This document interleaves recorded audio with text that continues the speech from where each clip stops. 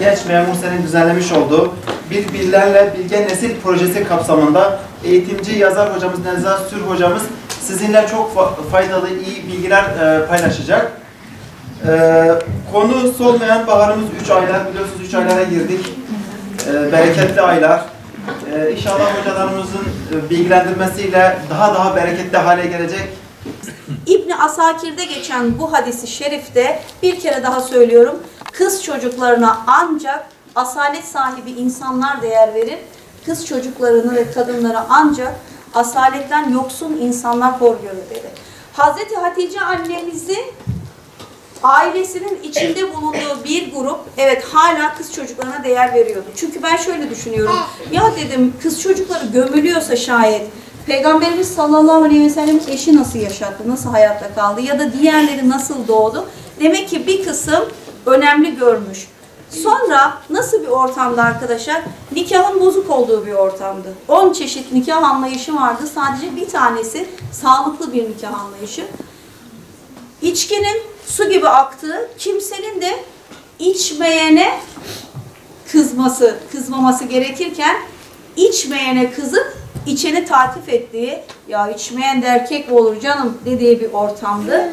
Ve Allah Resulü böyle bir ortamda 5 yıl boyunca zaman zaman Hira'ya çıktı. Peki Hira'ya çıktığında ne aradı Allah Resulü?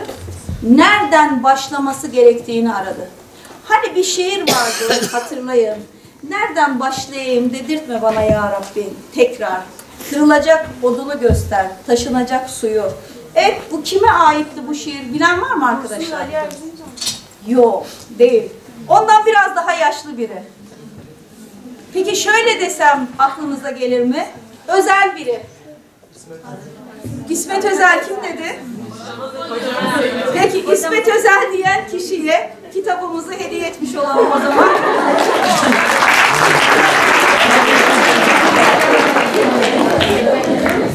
Allah Resulü, evet arkadaşlar, Allah Resulü sallallahu aleyhi ve sellem de işte nereden başlayayım diyordu ki Allah Teala öyle bir yerden başlattı ki bütün emirleri içine alan bir emir geldi. Neydi arkadaşlar? Şimdi düşünsenize. İçki içme diye başlasa, evet içki bütün kötülüklerin anası. Bu da bir hadis arkadaşlar bu arada. Bütün kötülüklerin anası. Ama eksik kalır. Çünkü başka kötülükler de var. Tamam anası olabilir ama adam der ki ya ben kafayı çekecek kadar içmiyorum. Böyle aklımı bulandıracak kadar da bir iki tek atıyorum. Yok bu olmaz.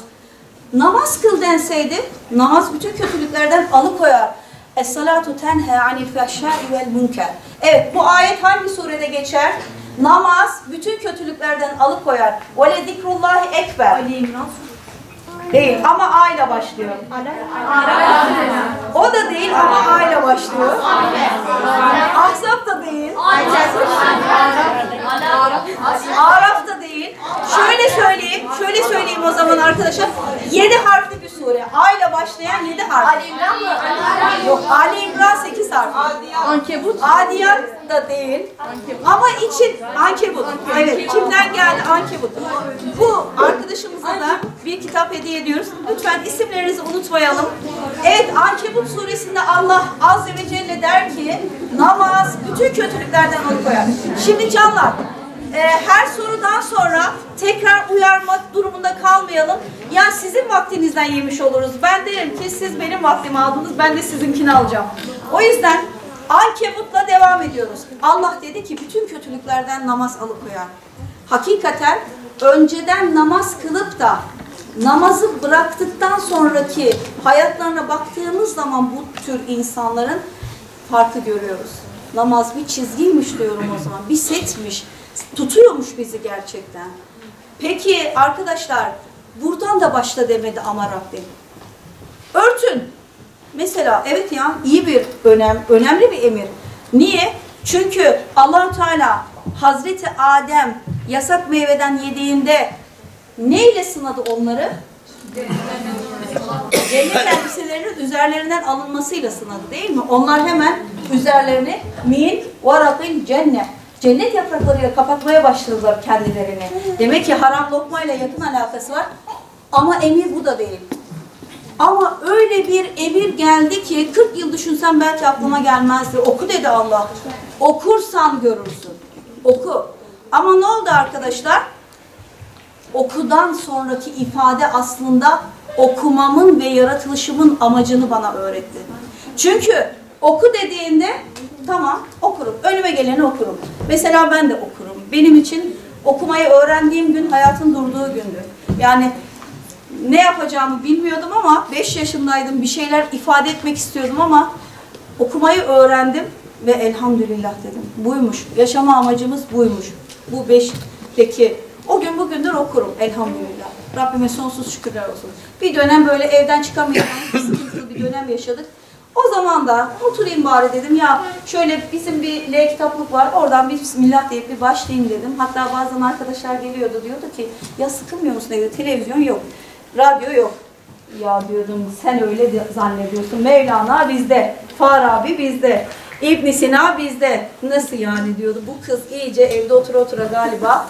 Ya dedim şunları görmüyor musunuz, insanın canı sıkılır mı burada? Şimdi bir başka komşum diyordu ki ay diyordu ben olsam depresyona girerim. Ne depresyonu dedim, kütüphaneye girsene, işin mi yok? Yani gireceğin yer istediğin olmadığı zaman hemen böyle hazır bekliyor kapıda. Kendini salmak için. Ne alakası var dostum? Kendini zaten salmayacaksın. Biri sana dedi ki ya işte boşa okuyorsun. En küçük bir hatanda. Boşa okuyorsun ya. Sizin okuduklarınız size bunu mu emrediyor? Yok ben okuyarak kendimi tutabiliyorum deyip devam edeceksin. Sen salarsın evet ya galiba doğru söylüyor. Ben zaten kendimi tutamıyorum. Kendimi toparlayamıyorum da. Boşa okuyorum haklı aslında dediğiniz zaman bitersiniz. Biz okudukça kendimizi dik tutmak için, şahsiyet sahibi olmak için boş çuval dik durmaz ki. Okudukça şahsiyetimiz gelişir. Ama ben de hata yapabilirim. Adem babamızdan kalma yani neticede o da hata yaptı. Ben de hata yaparım. İnsanım. Hata yapan insandır, ısrar eden şeytandır. Hata yapan Adem'dir, ısrar eden şeytandır. Biz kimseden hatasızlık bekleyemeyiz. Mükemmeliyet düşüncesi hastalıklı bir düşüncedir. O yüzden biz ne bekleriz? Hatasını telafi etmesini bekleriz. Hata etmemesini değil. Allah bize Adem Aleyhisselam'la bunu öğretmiştir.